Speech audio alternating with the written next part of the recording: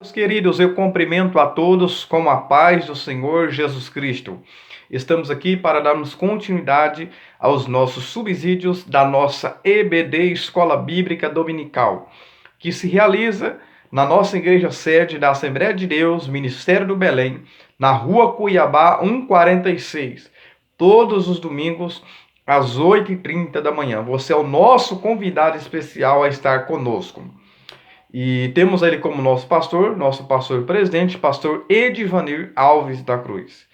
Nós estamos hoje com a nossa lição de número 3, que vai nos falar sobre as abominações do templo. Nós vamos estar estudando hoje as abominações do templo. Mas o que é abominação? É aquilo que é detestável diante de Deus, aquilo que é desagradável diante do Senhor. Nós vamos estar aprendendo isso. As abominações do templo. O nosso textuário diz: E disse-lhe, filho do homem, vês tu os que estão fazendo? As grandes abominações que a casa de Israel faz aqui, para que me afaste do santuário, mas verás ainda maiores abominações. Ezequiel 8, verso 6. Nossa verdade prática. O lugar mais sagrado da terra se tornou o centro das abominações. E isso serve como prenúncio da apostasia generalizada do fim dos tempos. Então veja, nós vemos que o templo de Israel é o lugar mais sagrado, lugar que Deus ele se revelava ali quando o povo ia apresentar o seu sacrifício. Era o local também de adoração ao Senhor, o local em que eles celebravam ali as festas, o sacrifício, era algo muito glorioso. E o lugar que Deus manifestava a sua glória, como encheu quando na inauguração do templo de Salomão, um lugar que Deus ele manifestava a sua glória, quando um sumo sacerdote apresentava ali o sacrifício e o incenso diante do Senhor. Porém, esse templo, com o passar dos anos dos tempos, se tornou abominável diante do Senhor. Então o lugar mais sagrado foi abominável diante de Deus. E Deus então precisou se afastar do templo, porque Deus é santo, ele é imutável. Deus, ele não compactua com o pecado. Isso vem a servir de exemplo para a minha e a sua vida. Então vamos lá, nós vamos aqui a nossa leitura em graça, está em Ezequiel, capítulo 8, versos 5, 6 e o 9, depois do 9 ao 12, depois o 14 e o 16. É importante nós lermos essa leitura. Vamos lá. Nós vamos aqui o nosso tópico 1, tá bom? Você professor, você professora, vamos já entrar aqui direto no nosso tópico 1, vai falar sobre a visão, ou seja, a segunda visão. Ezequiel, lá no capítulo 1, né? Nós vemos ali que ele já recebe uma visão da glória de Deus. Naquela visão ali ele vê rodas, ele vê rodas altas, grandes, que causavam temor diante dele, e aquelas rodas elas giravam ali, e outra entrelaçada dentro da outra, sem fazer curvas, ela girava. Isso fala da presença de Deus e uma carruagem vindo em direção ao profeta Ezequiel. Você vai ver que ali vê fogo, ele vê nuvem, tudo aquilo que o povo de Israel também tinha vivenciado lá no Monte Sinai. Nós vamos dizer que ele vê o arco, né? Ele vê olhos dentro daquela roda, fala da onisciência de Deus. Ele vê aquela cor de âmbar. E no final ele vê um trono e no alto sobre ele tem uma descrição do Senhor sobre um trono. Então ele recebe uma visão da glória do Senhor no capítulo 1. E nós vemos que no capítulo 8, nós vemos que ele recebe ali uma visão semelhante, mas com uma característica, uma descrição diferente, mas agora Deus vai mostrar para ele as abominações do templo. Essa visão agora não é da glória de Deus. Sobre essa segunda visão, não é da glória de Deus. Porque nós vamos entender que a cidade, o templo, ainda não havia sido destruído. E estava na mente das pessoas, na cabeça das pessoas, que Deus não ia destruir o templo, que era o lugar mais sagrado, e a cidade. Muito bem. Deus destruiu tanto o templo e a cidade. Não foi a princípio, foi destruída bem depois. Deus ali estava dando uma oportunidade para o povo se arrepender, confessar os seus pecados, mas não foi o que aconteceu. Não houve mudanças, não houve mudanças de comportamento da nação de Israel. Assim também, se nós não mudarmos nosso comportamento, nossas atitudes, chega uma hora que Deus vai se afastando, ele vai se afastando e se afasta de vez. Porque o pecado faz divisão, separação entre nós, vós e o vosso Deus. É a única coisa que nos separa de Deus é o pecado. À medida que nós vamos pecando, Deus vai se afastando de maneira definitiva. Né? Nós vamos ver que foi o que aconteceu com a nação de Israel. Eles achavam que o templo e a cidade nunca ia ser destruído, mas findou sendo destruída. Nós vamos ver aqui, essa visão é preterista. Você, professor, pode falar preterista. Por que fala preterista? Porque se refere ao que aconteceu e também contemporâneo do profeta Ezequiel, referente-se aos dias em que ele vivenciava. Mas também tem a aplicação futurista, futurismo, porque existe os historicistas, que sobre o passado, do histórico do passado, e os preteristas referem-se a um presente, a um fato que aconteceu, um presente, e atuais, dos dias contemporâneos, e futuristas se refere a um futuro, e isso na visão de Ezequiel, isso acontecer num futuro bem próximo. A aplicação para nossas vidas, hoje nós não estamos vivendo ainda a ira de Deus, o derramar da ira de Deus na grande tribulação. Mas nós cremos que virá no futuro bem próximo, no futuro bem breve. Mas enquanto isso, nós precisamos estar vigilantes, atentos, obedecendo a palavra, praticando a palavra, aguardando a vinda do Senhor em santidade a cada dia em verdade. Então, essa visão é preterista, porque se refere aos contemporâneos de Ezequiel e o que aconteceu, e futurista, eventos que estavam para acontecer. O item 2 fala sobre as abominações do templo. Então veja que a visão mostra de fato o que está acontecendo e que ainda vão acontecer a curto ou a médio prazo. A médio ou a longo prazo. Então nós vamos entender lá em Apocalipse 1:19, fala sobre aquilo que João viu, as que são, as que ele tem visto, se refere ao passado, as que são do que são no presente, e as que hão de acontecer, que se referem a um período posterior. Você vai ver até o capítulo 3 de Apocalipse fala da igreja. O capítulo 4 ela é introduzida nas mansões celestiais. O capítulo 5, João tem a visão do selo ali. E do capítulo 6 já começa a se quebrar esses selos ali, que é do capítulo 5. E ali já começa o derramar da ira de Deus. Os selos são quebrados. Aí vem peste, fome, matança, guerra e assim por diante. Os derramar do selo de Deus, da ira de Deus, que vai começar a ser derramado. Como entender essa visão? Como que foi essa visão de Deus? Ele não foi fisicamente, ele foi arrebatado em espírito. Ele foi arrebatado em espírito e ele viu as visões do Senhor. Foi de forma incorpórea, né? De forma incorpórea. Então veja, ele é saído, ele é transportado ali da Babilônia para o templo em Jerusalém. E veja que Ezequiel estava na Babilônia, porque ele também foi levado cativo. Ele foi para o cativeiro também. Isso eu vou dizer. Ezequiel, capítulo 1, você vai ver isso. Ele vai dizer assim: estando eu no meio dos cativos. Ali, né? Próximo àquele rio ali, Eufrates ali. Então veja.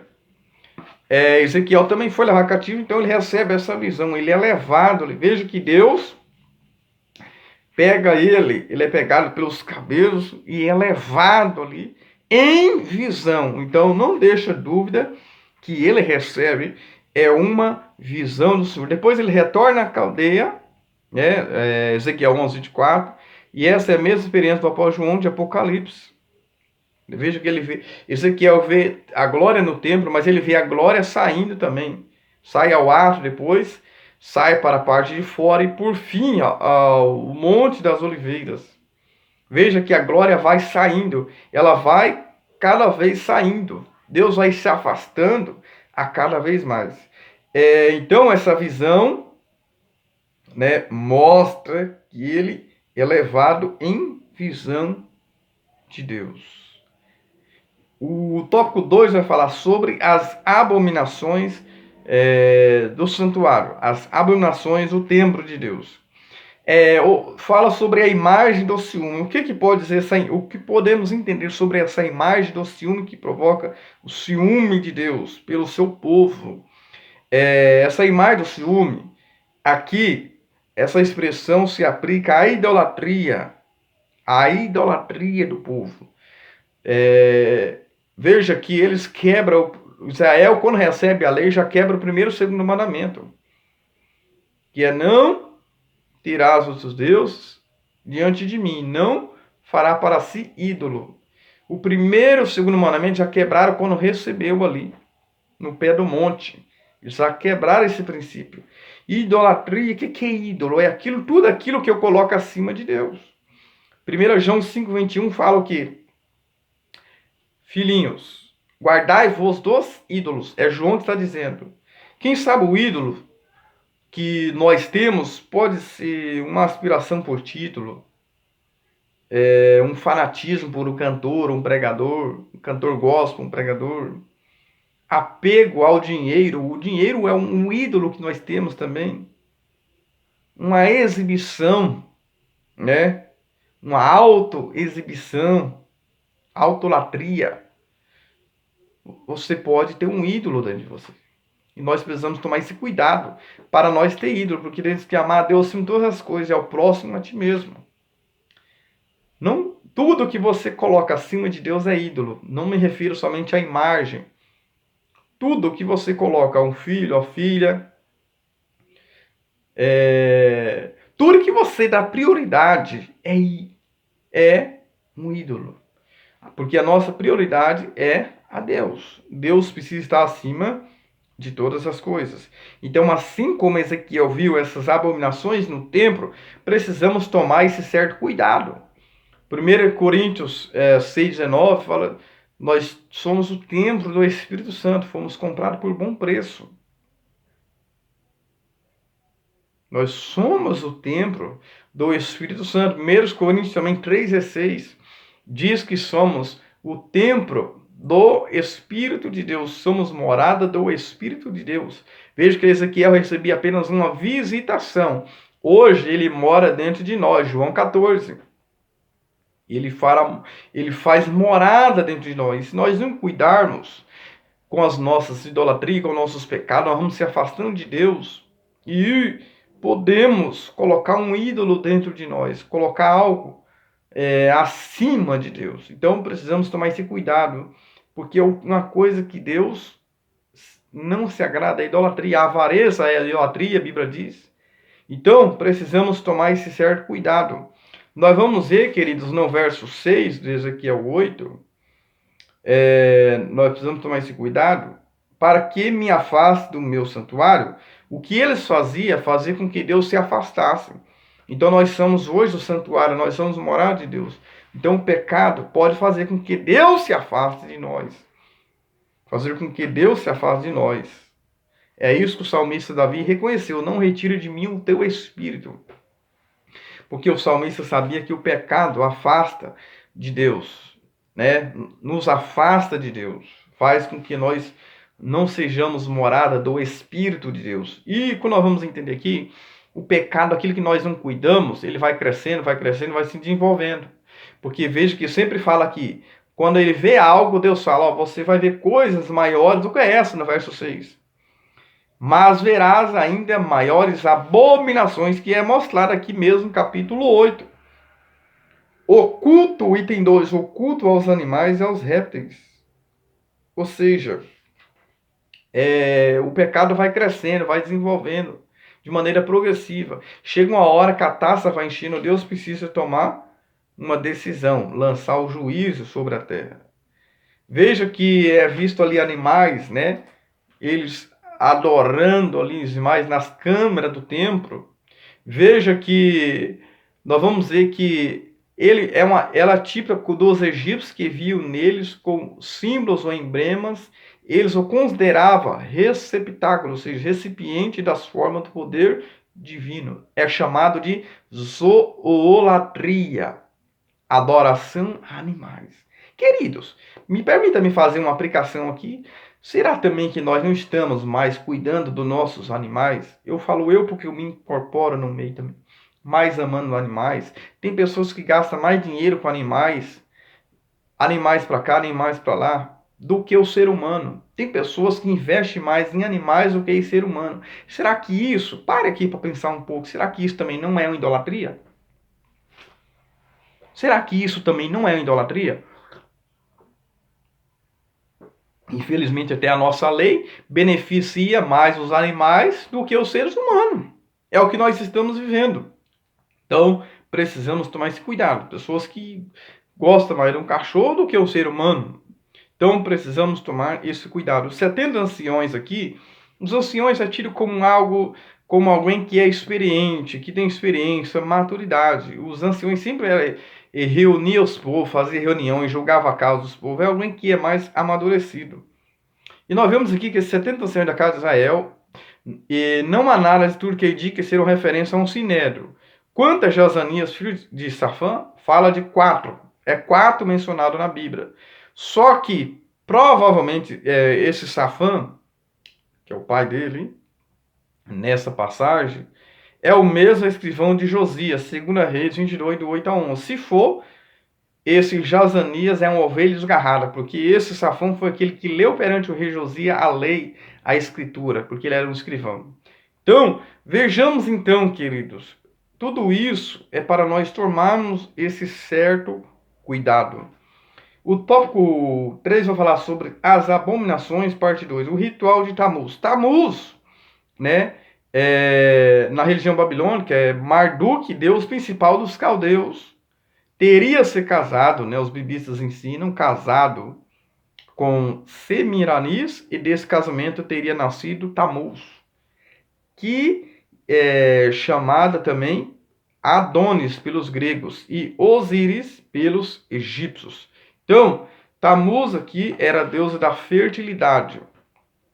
Era adorada com lamento, provavelmente também com um ritual. Assim era realizado anualmente o ritual de lamento pelas carpideiras. Nós vamos ver aí, parece que essas mulheres estavam envolvidas no culto sincréticos, visto que a visão é no 6º mês. Por quê? A crença pagã naquela época era que ficava 6 meses no morto, no submundo, no período da seca, né? E 6 meses vivo no período da chuva. Veja que então elas ficavam no período da seca se lamentando, chorando, para que venha ressuscitar e fazer chover. Veja só, ressuscitar e fazer chover. Ou seja, isto mostra a evidência de um falso milagre. Uma imitação do milagre do poder de Deus. E isso nós vamos ver, querido, lá em Apocalipse 13. Vão fazer um milagre ali, fazer com que a imagem da besta fale e fazer com que as pessoas adorem. Isso nós vamos ver isso na grande tribulação. Então, tudo isso é idolatria. Existia no item 2 também a adoração ao sol. Veja que o templo, quem entrava para o templo ficava de costas para o sol. Ou seja, frente com Deus e de costas para o sol. Por quê? Existia no Egito também a adoração ao sol. Isso nós vamos aí em Deuteronômio 4,19, para o povo não se inclinar perante o sol. Então, todo esse cuidado é preciso. Todo esse cuidado é preciso. Então, existia a adoração a essa Tamuz, que era em forma de pranteamento. Vamos ver isso nos evangelhos também, alguém se pranteando ali, que era um costume, uma tradição naquela época, pessoas chorarem nos velórios.